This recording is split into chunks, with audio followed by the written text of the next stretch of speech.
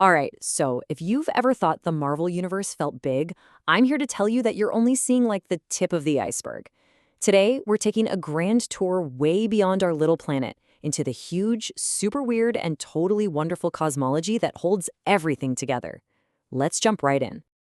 This quote, yeah, this pretty much nails it. We're not just talking about aliens and spaceships in outer space. No, we're talking about a reality that's stacked with layers upon layers of existence, some scientific, some purely magical. It's the kind of place where the laws of physics are, well, they're more like suggestions, really. Now, to get our heads around all this, we've broken our little trip down into 5 parts. We're going to start with the cosmic creation story. Then we'll zoom in on the strange worlds right next door to us. After that, we'll pan out to the infinite multiverse, pop into places where time gets all weird, and then, finally, we'll look at the grand cosmic order of things. Okay, first up, beyond our reality. To really understand anything else, you gotta start here. See, our universe isn't the original state of being. Not even close. It's just one tiny piece of something way, way older that got shattered a long, long time ago. So, picture this. Before anything, there was just one thing, the first firmament, a single living reality. It got lonely, so it created life. But its kids, the Celestials and the Aspirants, well, they didn't get along. They went to war, a war so huge it literally broke reality.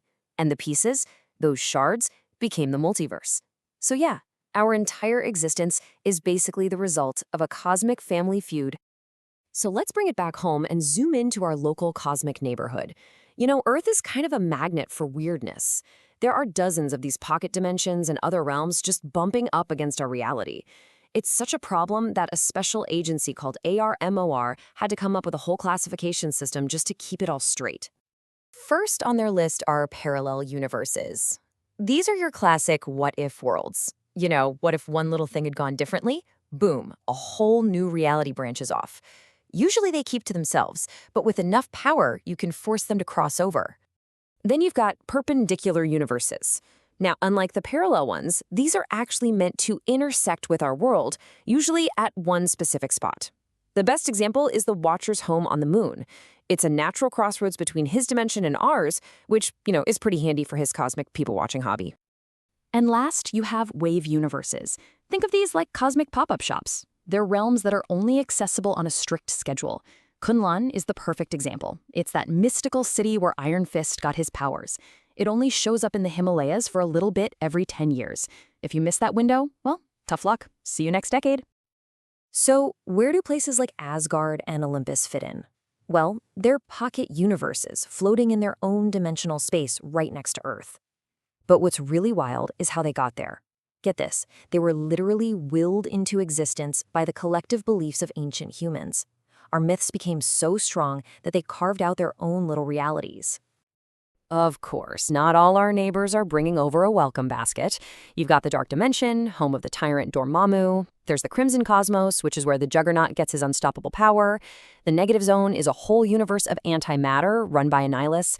And you have Otherworld, the mystical home base for the entire Captain Britain Corps. Yeah, it's a very busy neighborhood. Okay, time to zoom out again. We've seen Earth's local scene, but now let's tackle the big one, the multiverse. This is where the whole idea of a single reality just completely shatters into an infinite ocean of what-ifs. So how do you even get an infinite number of universes? I mean, where do they all come from? In Marvel, it all starts with one very simple and very dangerous question. What happens when you mess with time? And here's the answer. This is the big rule of Marvel's timeline. Whenever someone travels into the past, they don't actually change their own history. Nope. What they do is create a brand new, totally separate universe that just branches off from that exact moment, which means every single act of time travel is also an act of interdimensional travel. And the most famous example of this in action is, of course, the Spider-Verse. You have all these different Spider-Men, Spider-Women, even a Spider-Ham, all living in their own separate universes. But what's so cool is that they're all connected by this thing called the web of life and destiny. It's like a psychic, cosmic internet that links every spider hero across all of reality. But what happens when the whole multiverse just dies? Well, that actually happened. During a massive cosmic event, the entire multiverse collapsed. But Dr. Doom, using a ridiculous amount of power, managed to grab little pieces of dead realities and stitch them all together into one single patchwork planet called Battleworld. And of course, he made himself the God Emperor of it all.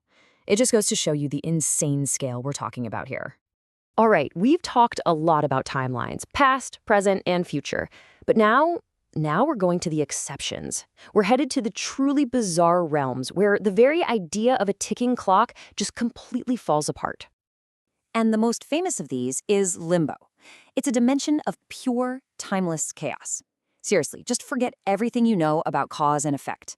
In limbo, the past, the present, and the future are all happening at the same time, in one single, infinite, constantly changing moment. Yeah, try not to think about it too hard.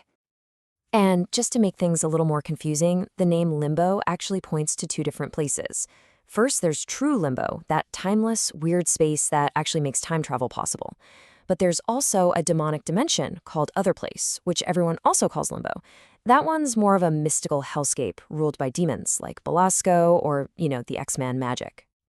Okay, this is it, our final section. We are zooming all the way out. We've seen dimensions, we've seen universes, we've seen the multiverse.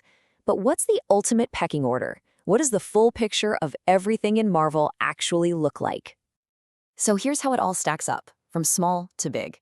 You start with a little pocket dimension, right? Like Asgard. That dimension exists inside of a single universe. That universe is just one of countless others that make up a multiverse. And that entire multiverse, it's just one piece of the all-encompassing omniverse. The omniverse is the final stop. It's the box that holds all the other boxes. It's the meta-reality that contains everything. Every universe, every multiverse, from every comic book, every cartoon, every movie you can possibly imagine. It is the absolute whole shebang. And floating above it all, or maybe outside of it all, is a place called Overspace. Now, this isn't somewhere you can just fly a spaceship to. It's a higher plane of existence where the fundamental forces of reality actually take on physical form. This is where you'll find beings like Eternity, who is literally the living embodiment of the universe, or Death, the actual personification of, death. And that's because Marvel's reality isn't empty, it's managed. It's all overseen by this huge hierarchy of cosmic beings. You have these raw primal forces like the Phoenix Force, which represents life and rebirth. And then you have ultimate judges like the Living Tribunal, whose entire job is to keep the balance across the whole multiverse. We're talking about beings with power you can't even begin to comprehend. So there you have it. From one broken universe, you get an infinite multiverse of stories. Every one of these pocket dimensions, every alternate timeline, it's just another stage for another adventure. This massive, complex, and sometimes kind of contradictory cosmology is what makes it all work. It means the story never really has to end. So the only question it leaves us with is, what strange, amazing corner of this whole thing are we going to get to explore next?